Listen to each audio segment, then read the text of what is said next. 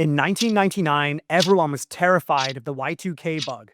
We thought that when the clock struck midnight, that planes would fall out of the sky and the banking systems would collapse. We were worried about the wrong operating system crashing. Because while the computers were fine, the pop music industry was undergoing a complete hard reset. Welcome back to the main Pop Girl. I'm James, a 40-something guy clinging to his 90s and noughties playlists, trying to make sense of pop music today. And 1999? This is the bloodbath. This is the changing of the guard. The vocal trinity we've been tracking, Whitney, Mariah, Celine, suddenly found their key cards didn't work in the lobby anymore. The gatekeepers had been overrun by an army of teenagers with midriffs, Max Martin productions, and zero interest in waiting their turn. The 90s are ending, and the rules are about to be rewritten. Buckle up.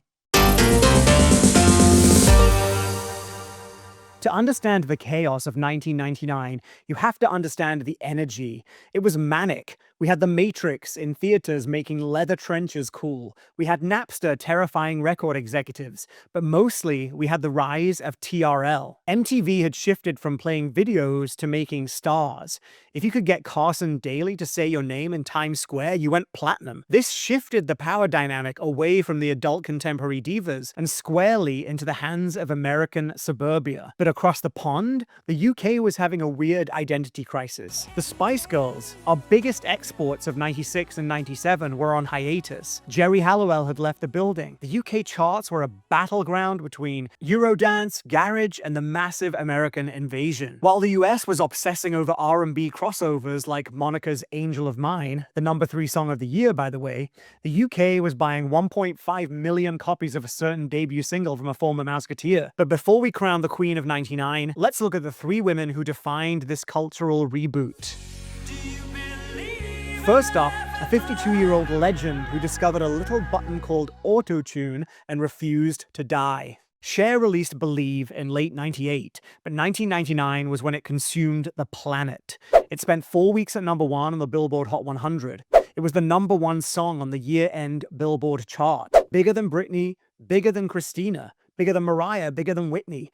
She was 52 years old. Do you understand how impossible that is in pop years? She set a Guinness World Record for the oldest female to top the Hot 100, one I'm sure she was thrilled about, and she also set the record for the longest gap between #1s, 33 years since her last, but the chart position isn't even the main story here, it's the sound. Believe introduced the world to the Cher effect.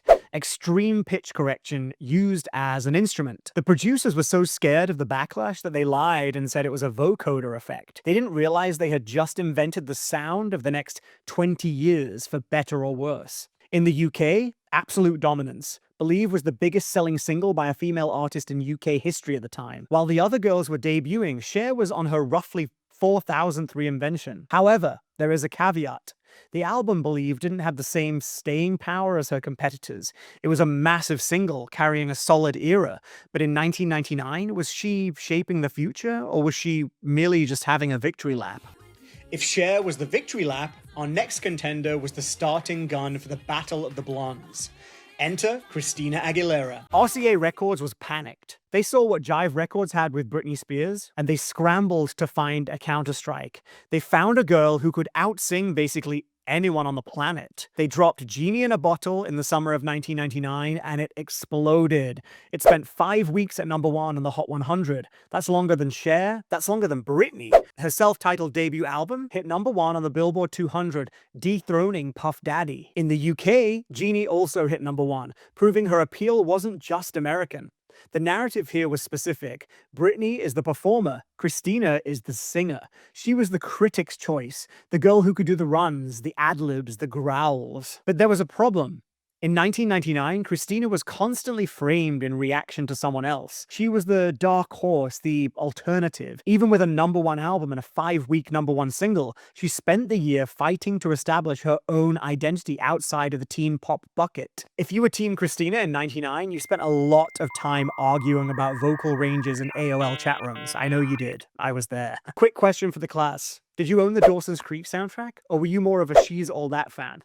If you're enjoying this deep dive into the turn of the millennium, hit that subscribe button because we're chronicling the main pop girl of every single year, and trust me, the 2000s are going to get messy. And now, the main event.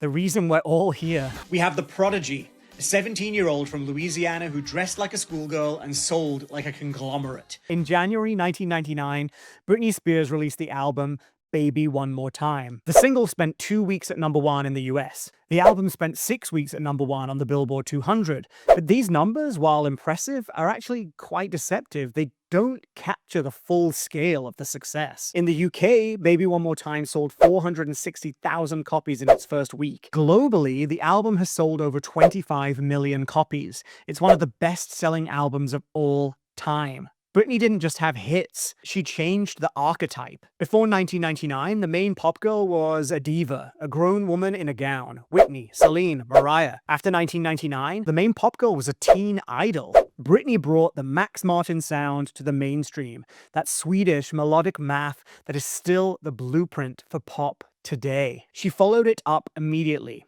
Sometimes peaked at number 21 in the US, but hit number 3 in the UK. You Drive Me Crazy hit number 10 in the US and number 5 in the UK. She was relentless. She was on every magazine cover, every talk show, every bedroom wall. Critics hated it. They called it manufactured. They called it bubblegum. But the public ate it up with a spoon. Before we drop the verdict for 99, we have to talk about the women who made the year so crowded. Shania Twain. If we're looking at pure sales, Shania wins. Come On Over is a juggernaut. It spent 11 weeks at #1 in the UK in 1999 alone. That Don't Impress Me Much was everywhere. But Shania feels more like a country pop titan operating in her own lane, rather than fighting in the main pop cage match. Jennifer Lopez. She pulled a reverse Madonna. She went from movie star to pop star effortlessly. If You Had My Love spent 5 weeks at #1, knocking Ricky Martin off the top spot. A massive debut, but she hadn't quite built the empire yet. Whitney Houston. Now, while the teens were taking over, do not sleep on The Voice. Whitney had her most successful singles run since The Bodyguard in '99. We're talking about a run of absolute heaters. Heartbreak Hotel, It's Not Right But It's Okay, If I Told You That, and the anthem, My Love Is Your Love. She scored 3 consecutive top 5 hits in '99. And in the UK, My Love Is Your Love put her back in the top 2 for the first time in 6 years. She proved she could evolve her sound to fit the times without losing that signature power. Mariah Carey. Heartbreaker hit #1, giving her a record-breaking 60 weeks atop the charts, passing the Beatles. A historic achievement. But the Rainbow era felt like she was chasing trends rather than leading them. TLC. No Scrubs was huge. Unpretty was huge. Fan Mail was a smash. If this were the main pop group, they would win. But alas, we're talking about solo acts today. Jerry Halliwell. Ginger Spice went solo. In the UK, Michico Latino hit #1. She proved a Spice Girl could survive alone. For now. So, who owns 99? This is tough because we have the biggest comeback in history versus the biggest debut in history. My runner-up, Christina Aguilera. She had the better voice. She had the longer-running #1 single in the US, Genie, with 5 weeks versus Britney's 2. But in 1999, she was playing catch-up. She was the reaction to the revolution, not the revolution itself. My honorable mention, Cher. Believe is the #1 song of the year. Being 52 and beating the teenagers at their own game is legendary behavior.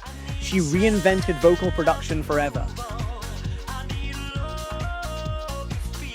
In any other year, she would take the crown, but 1999 wasn't about preservation. It was about the new guard. The main pop girl of 1999 is, of course, as if it was ever going to be anybody else, Britney Spears.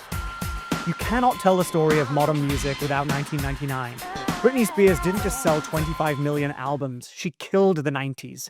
She ended the era of the vocal trinity and ushered in the era of the pop princess. She dominated the press, the sales, the culture in the US and the UK. Baby One More Time isn't just a hit, it's the big bang of 21st century pop. Some of you will say Shania sold more, some will say Cher charted higher, but Britney Spears was 1999. Do you agree? Was Cher robbed? Or was Shania the silent winner with those leopard print sales numbers? Let me know in the comments. And if you want to support the channel and help me buy more overpriced vintage CDs, hit the join button below. And next time, we survive Y2K and enter the new millennium. 2000. It's the year of oops. It's the year Madonna discovers cowboys, and it's the year a certain northern star tries to outrun her Spice Girl past. See you then.